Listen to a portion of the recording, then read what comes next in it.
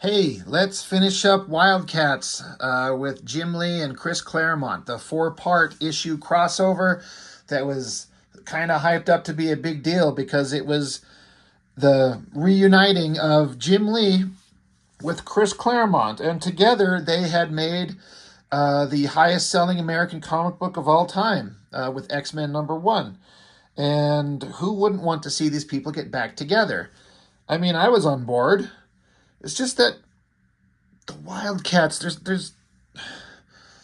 they're not that interesting at this point. They really had nothing that one could really call a deep and interesting kind of backstory of characterization in the issues leading up to this. It started with issue 10, and it I'm sorry, I'm kind of just at a loss for, like, how do you explain, like, there's nothing there. They're very simplistic, and like all the kind of the conversations people would have about all the early Image comics, for the most part, they're just a bunch of standard superheroic guys and girls fighting monsters and bad guys, and backgrounds of characters and backlogs of stories that don't exist, so we don't have any kind of history to fall on. So it's on these writers and creators and artists to create something new. And in my opinion, very seldomly did Image Comics in the early days, as far as story, craft anything that really kept our attention. For me, Savage Dragon was the only one, and the Dragon was the only one that was actually really any good. So they bring on Chris Claremont, and so he's essentially got a blank slate to work from, almost. I mean, there's a little bit of characterization kind of built into these Wildcats, but did anybody care? I'm struggling to find the words to talk about this thing, because I flipped through it and I'm just like, God damn, I wish this book would just be over with. Would it just get done? And that's why I'm having a hard time trying to explain it. I don't want to badmouth it. That's not what I'm interested in doing on this book. I like Jim Lee. I was very much on board with the Wildcats. I wanted it to be so much better than it ever was. And Claremont, I mean, the magic was gone. He writes very much like Claremont. It reads like him, and he tried to interject some stuff into these characters that gave them a more interesting, like, way of looking at them. But ultimately, it's just kind of who cares, you know. Excuse me. But also, coming up in because this is Jim Lee's last issue as regular artist. He goes on like a sabbatical for a while and hands it off to new writers, James Robinson and Travis Charest. And from then, Wildcat suddenly got really interesting to me. It got really good. And then they gave it to Alan Moore, and then they gave it to Joe Casey. And all of that stuff was way more interesting than any of the stuff Jim Lee had done. So, as is usually the case, Jim Lee artwork, great coloring, pretty dynamic. It's as good as Jim Lee could do, I guess. Got Scott Williams on inks with Al Vey on page 7 and then page 10 through 12. Man, did those pages stand out like a sore thumb. I don't know who this Al Vey is. I've heard the name. I don't know if I heard of it before this. This was printed in 94, the end of 94. And they really stand out as not as good. It's different, but when you're used to Scott Williams doing Jim Lee's inks over, Scott Williams doing inks over Jim Lee pencils, you kind of know what you're looking at. But man, it just stood out. When we get to it, we'll see. And also an ink assist, JD and John Ty, background assist, I would guess. Pencil assist by Ryan Benjamin and Dan Norton. So, it's a studio producing a book. I also have to mention, while I'm thinking about it, I don't remember if this background, this weird blocky kind of computer-generated thing, was in the previous book. But I remember that being in there and just thinking it was interesting. And I'm like, what is that supposed to be? What is it representative of? Besides nothing. But it's kind of interesting to look at. So I don't know, just that background in that page, just kind of a vaguely interesting thing. But the story, it's just, I've already done issues 10, 11, 12. And I thought issue 10 started out with some promise, some characterization added to the Wildcats through Claremeont that made them a little bit more interesting than they'd ever been before. But at this point, I'm just like, I don't care. I do not care. Voodoo was possessed by these lizard monsters that are like assassins, and they can possess you. So, and then as they possess you, they kind of suck your life force, which is why she kind of looks like a rotting zombie creature. She's attacking this girl here. So, you know, good artwork. I'm liking it. But then Voodoo, Priscilla is her human name, not her stripper name. She kind of asserts a little bit of control, saying that she's barely holding on. She's trying to fight this demon that's got her possessed, but it takes all her strength and she doesn't have enough.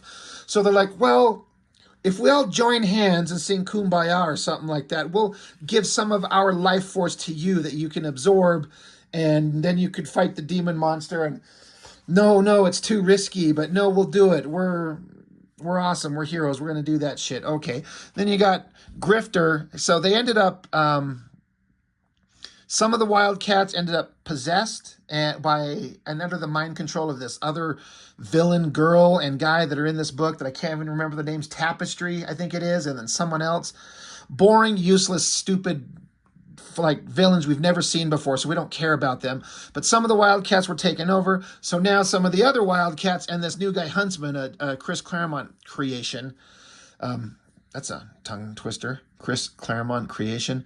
They have to fight each other. So you got Grifter kicking, I don't know who the fuck, in the face, and then shooting Maul in the face.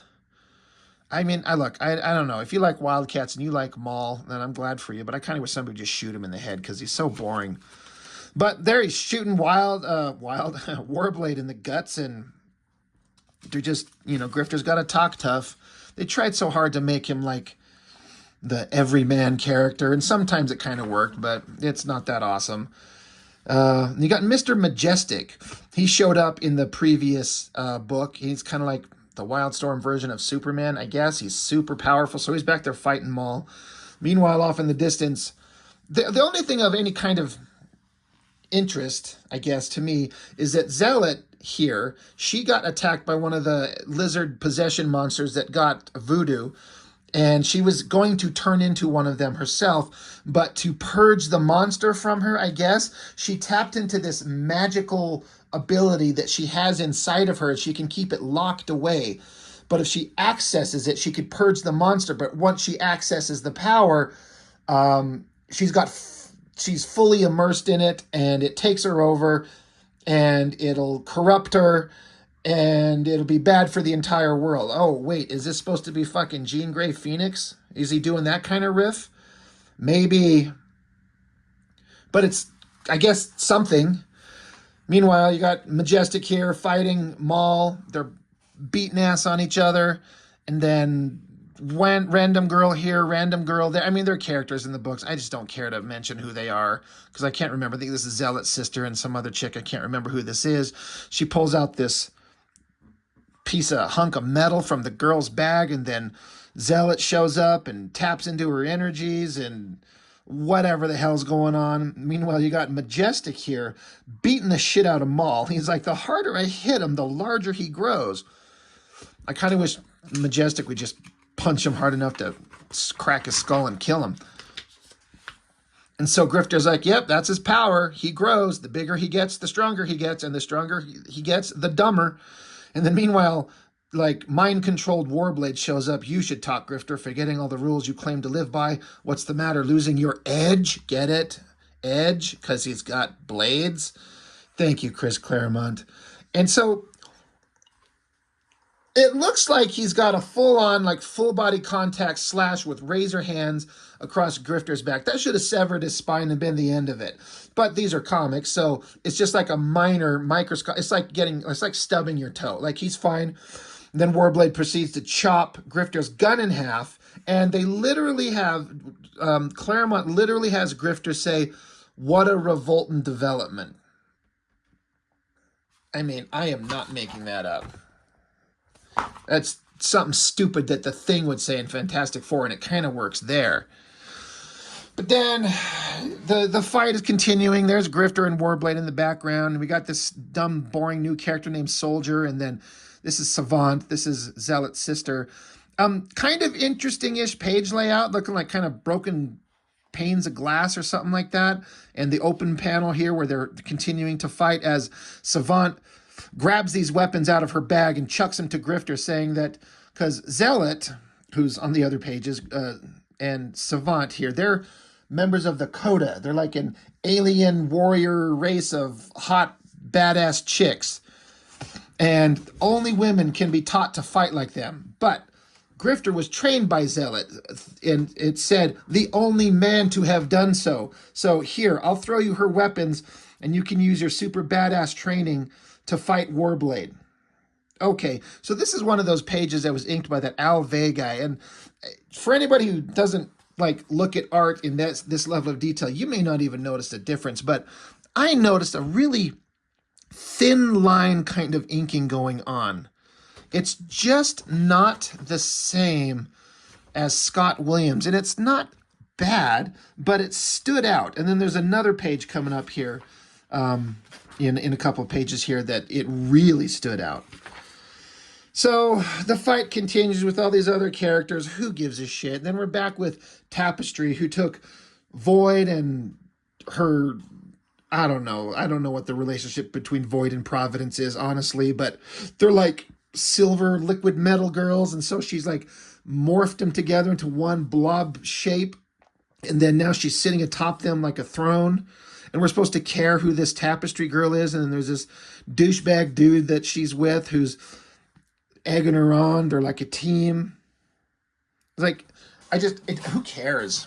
This is not that interesting. This is the double page spread that is the other one inked by that Al Vey. And again, if you're not familiar with the work, this may not, you may not see it, but there's just such a hyper thin bit of line work going on here. Not a lot of attention paid to line weight variations, and is the only way I can put it. It doesn't look bad. It just is very different. I remember reading this as a kid. This is 94, so I'm like 17. I'm in 11th or 12th grade in high school, and I'm just looking at this going, this is different. It's not my favorite. I kind of dug this full shot of like the figure work. I think the face is cool and the pose and then all this energy shit as Zealot is powering up this whatever magical ability she has inside of her to have new abilities we've never seen before to fight.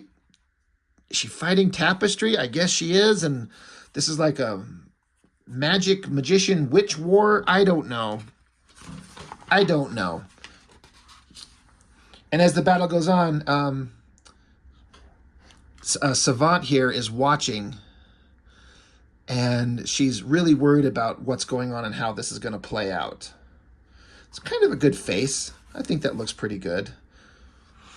And then I don't know why these ghostly images of these monsters, whose head were inside that they're fighting. I don't care. They're fighting. Huntsman's kicking Spartan in the face, and then Spartan blasts him through his chest. But he gets teleported away because Savant got the little teleportation pyramid thing, okay, to bring him here to help out in this situation. And this guy who's supposed to be an ultimate badass takes a swipe at Huntsman, and Huntsman just elbows him in the face. I don't care. I'm not interested. And then I guess they hand Huntsman something, some chunk of rock that was in the girl's bag, and he focuses, and somehow it turns into liquid metal and forms a big old blade, and he jumps in there. So it's Zealot and that Tapestry girl that are fighting, and that's why they're all wrapped up in this magical kind of aura. And then Huntsman takes the blade and just stabs it into him and blows everything up. This is kind of an interesting page. I'd actually really like to see this in black and white. Kind of like almost like Jim Lee doing his Deathblow style, almost, to show that extreme light source and energy. Not bad. And then explosion outside, and there's rubble and debris, and everyone's kind of down, and the evil witch Tapestry is just barely alive, I guess, and the dude that's with her is pissed off. He's like, I'm going to kill you. I swear I'll kill you all for what you've done to us.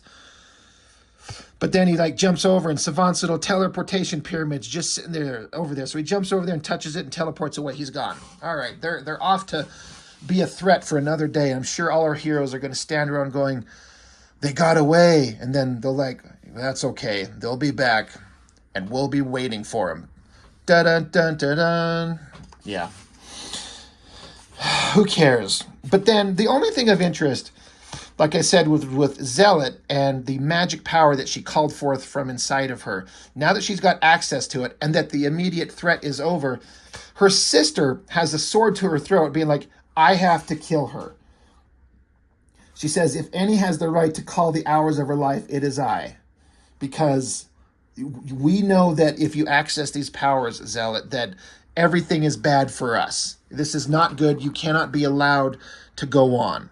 So Savant's going to kill her own sister. Huntsman doesn't like that because they've been kind of chums. And he's like, I'm going to have to fight you for that. And Savant's saying, I'll kill you too if I have to. But Majestic and Savant are saying, look, she wields, the power Zealot wields is too dangerous. The abilities learned from Tapestry too corrupting. She cannot possess them and live. As a full-blood lord of the Cherubim, it is my duty to both pass sentence and execute it. So they're like, yeah, we all agree. She's got all these abilities, and she cannot have them. So it's like a Phoenix thing, in a way, in like a small way. Hot girl on the superhero team that's got powers that's too much, and we got to deal with it. So even Zealot agrees. She's like, no, they've got to do it. She says, dear friends, you have never known such power. With it, I am a god made flesh. I can do anything. So Huntsman's like, well, if you can do anything, can't you just give it up? And she says, I did that once before, Huntsman. I do not know if I have the strength to try again. We're like, maybe all of us. We're your friends. We can help you. And so Voodoo, she's kind of her powers are really vague. She can kind of possess the abilities of others, but she has the ability to reach into her mind and extract the power or separate it from her or something. But that's what happens. And so everyone kind of shares like a psychic vision of what's going on.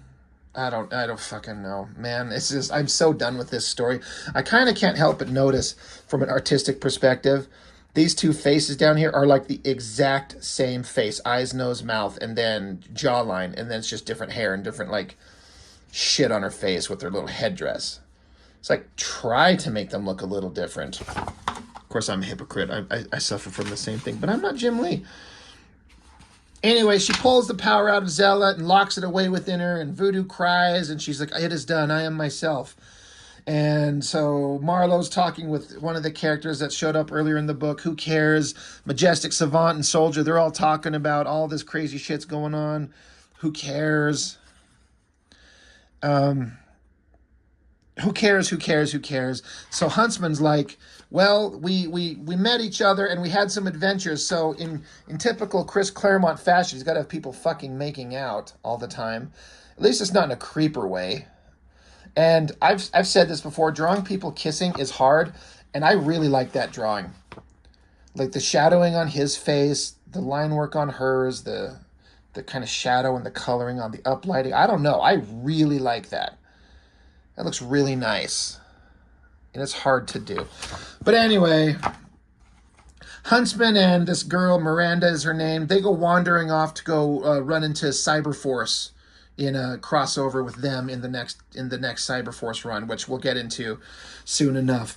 And so now it's Grifter, Zealot, and Voodoo sitting here. And Voodoo's saying all this shit happened, but wouldn't have happened if it wasn't for me and my inability to be strong enough to fight the monsters that came at us. I was weak. And that's how this story started out, with Zealot trying to teach Voodoo to be stronger, to be a better warrior. And Voodoo wasn't taking it seriously. But now that they've had this horrible adventure where a lot of people got killed by her hand being possessed, Voodoo's like, she says, without me, a lot of this wouldn't have happened at all. Power without purpose, the Rakshas told me. I can't fly on instinct and dumb luck anymore, Zealot. He used me to kill and made me love it. I'll never allow that to happen again. So she says, whatever you're willing to teach me, I am prepared to learn. And so then Zealot puts the sword in front of her and says, then, young Coda, let us begin. I actually liked that wrap up to the story. It's the only emotional core of the story that I gave any shit about. Voodoo's been a nothing. I mean, she's just like a young, how old was she in the comic when she started? 19 years old, 20 maybe? A fucking kid stripping. And then she has alien powers she didn't know about. So the Wildcats show up, grab her because they had to take her away because the alien lizard creatures were coming to get her. And then she's just wrapped up in their world. Now she's like fighting with them. She's not a trained combatant like these guys are. Grifter's a warrior. Zealot's a 1,000-year-old warrior. Spartan's a freaking android made to blow things away. Maul's a giant super strong guy. Warblade's a walking liquid metal razor blade. Who's Voodoo besides the hot girl that just runs around in the background and gets her ass kicked? They acknowledge this, and she's like, I need to learn. And who better to learn than the most badass warrior woman in the history of Wildstorm Universe, Zealot. And that's where it ends. So I liked that. It ended on a moment that I'm like, nice. Well done. Thank you. I couldn't give a shit about any of the other stuff going on here, as you could tell, as I just kind of blew through it. Who fucking cares? But at least there was something. Claremeont contributed to the substance of the universe, and we like that. Then there's this backup story I kind of forgot about by Claremeont.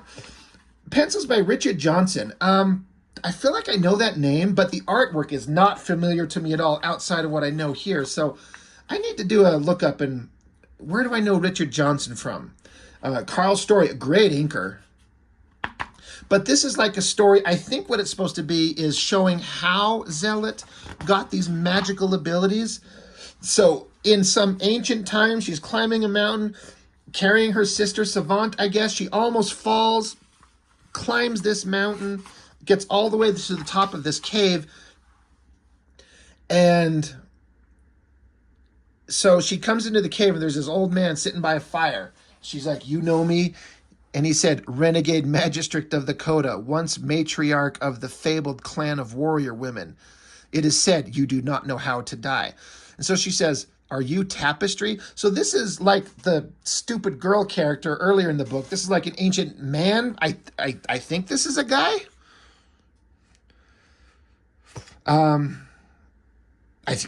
just assumed, unless it's just a wrinkly old woman. We'll just assume. I don't fucking know. Anyway, she says, are you Tapestry, the one folks call the Weaver of Souls? And he's like, well, if I am not, she said, then all I ask of you is to place, is a place by your fire for my sister and I to pass the night. Come sunrise, we will be gone. So this, whatever, Tapestry says, come sunrise, sweet Savant will be dead. What ails her? Zealot says she is poisoned. It eats her from within like a cancer. No remedy I know has been able to stop it. Can you help? And Tapestry's like, well, why should I? Who are you to me that I should give a shit? So Zealot says, I'll make it worth your while. So the creature, Tapestry's like, I got no use for gold or pretty things, nor for swords. All I require in the world lies within my grasp. So Zealot says, well, name your price then. So he's like, well, easy to promise, Coda, so easy to back out of it when the work is done. So Zealot says, my word, crone, is my bond. I offer you my cleft blade as security. If I prove false, use my life to take it. So she's promising, like, whatever you ask, I will do if you save my sister's life. So old man takes the weapon and says, do you think because I'm old, I lack both will and skill to do precisely that? That is such a Claremeont line. He's used that phrasing 1 billion times in X-Men. Anyway, she's like, will you save my sister? The question, my dear, is who will save you? First, I draw forth blood and then the spirit. She says, what are you doing? He says, we spoke of a price. I seek to show you what that entails. And so there's like this, kind of like a slave girl version of Zealot being projected as a mental image. And Zealot says, that's not me. And this Tapestry says, for 100 years it will be. What I require of you, Zealot, is service, a small sum of days from you in return for all that remains of your sisters. And so Zealot says, I will not betray my oaths as a Coda. And so Tapestry says, absolute loyalty, absolute obedience in all ways, in all things. And so he transforms Zealot into this like slave girl and says, yes, and now Zealot says, well, you already know my answer. And so Tapestry says, yes, and now you know it too. And so Zealot says here, in all ways, Tapestry, in all things, for 100 years, I am yours. And got this really like provocative ass shot going on there. Jesus. But I guess that's how she learned all these magical abilities that she fought with in the comic earlier, is because she gave a century of servitude to this creepy old guy to save her sister's life, which is kind of an interesting story. That's kind of fun. And then the other part of kind of note is this is Jim Lee giving kind of a breakdown of kind of what's going on in the world.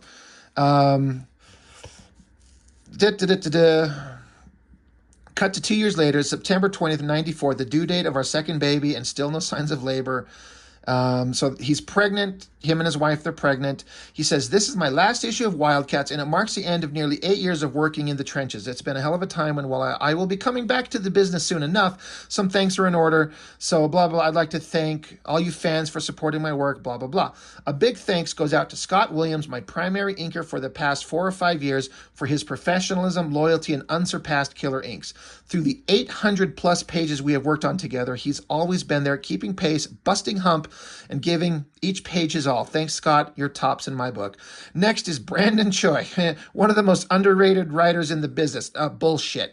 For all his invaluable contributions, collaborations, and criticisms. And Joe Chiodo for giving the Wildstorm titles their deeply distinctive look. I'd also like to thank Chris Claremeont for giving us this special Huntsman storyline. He says it's a great ride. We'll have to do it again soon. And Ryan Benjamin, Dan Norton, Brett Booth, and Bobby Rubio, all of whom were invaluable assistants. And the biggest debt of gratitude is owed to my wife, Angie, for waiting too long for me to make good on my word, to take a break. And then the Wildcats will continue as one of Image's flagship titles, guided by the very capable hands of writer James Robinson.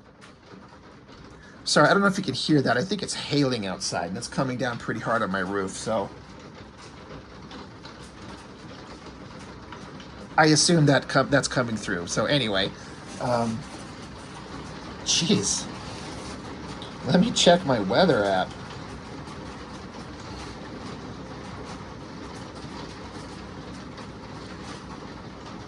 Yeah, it's only saying drizzle. I'm sure it's going to be hailing and snowing. Anyway, I'm sorry. It just got noisy suddenly. Anyway, Wildcats will continue as one of Image's flagship titles, guided by the very capable hands of writer James Robinson, who's emerged one of the brightest and freshest voices in our industry in recent years. Joining Mr. Robinson will be the Renaissance man Travis Charest, a relative newcomer, who is my hand-picked successor as penciler. While different from my own style, Travis's lavish pencils and exact contours will give the Cats a thoroughly modern and unique look. Inking Travis is Troy Hubbs, who comes to comics with an illustration background, whose fashion taste is only surpassed by his agile quill line. All in Wildcats 15, don't miss out. Strangely enough, while this is my last issue of Wildcats, he basically says, while this is his last issue of Wildcats, his last issue before his vacation sabbatical is doing Savage Dragon, which I believe I've already reviewed, and it sucks because it's a terrible dragon comic. So it says, despite an occasional cover or pinup by me in upcoming Wildstorm titles, I'm pretty much striking the set and loading up all the equipment for this time being, but not without regret. While this will be the first time in a long while that I won't have a deadline floating over my head, quite frankly, I'll miss it. So that's interesting. I get it. You've been in a place. He's certainly very wealthy at this point. He needs a break. He's handing off Wildcats to, honestly, a better writer and penciler than this book has ever seen, including Jim Lee and Chris Claremeont. And it got really interesting as far as I'm concerned. But it's an end of an era. Like, not too long ago, I wrapped up reviewing all the issues of X-Men, not Uncanny X-Men, but regular X-Men that Jim Lee had done. And that was kind of an end of an era that was a big part of my childhood and a big influence on my burgeoning amateur artist kind of interests. And this is the end of Jim Lee on Wildcats. And now there's some stuff coming up down the road, but for a long stretch, like it's someone else doing stuff. So it kind of sucks that it kind of goes out on kind of like a boring ass comic. It's not that great. I mean, they tried. And again, if you love it, I'm sitting here kind of ragging on it. If you love it, I get it, I understand, but not for me. Not fun. Not interesting. Not memorable. And that's ultimately kind of the big part that kind of sucks. So that's all I've got. We'll move on to Wildcats with Travis Charest. I'm very excited to get into those, and I'm trying to think of what's the next Jim Lee series that I have. I think it's Divine Right, because after that there's a couple issues of Gen 13 he does, and at some point, as we all know, he sold off Wildstorm to DC Comics and he moved over to go do what he's doing to this day. And I'm not a DC guy. I picked up the Hush storyline. I guess I've got those. We can look at those. But I don't know. It's kind of the end of an era and the beginning of a new one for Jim Lee. And but as far as I'm concerned, the best stuff he'd ever done was long in his past, unfortunately. He's a great artist. He can still draw. I don't know. It's more interesting for me if he draws characters I give a shit about. And as much as I like Batman as a concept and movies and an idea, I'm not interested in Batman comics, even if Jim Lee's drawing them. And it used to be Jim Lee's name on anything would make me pick it up. When I was younger, Jim Lee's name on it, boom, buying it. Doesn't matter. Now, couldn't give a shit. Couldn't care less. If he suddenly gave up DC Comics and went and drew X-Men again, God, that would be such a big seller. People would come out of the woodworks, and I would be right there for it as well. But I'm not into DC, so I don't care. So anyway, that's all for now. Thanks for joining me. I appreciate it so much, and I'll see you next time.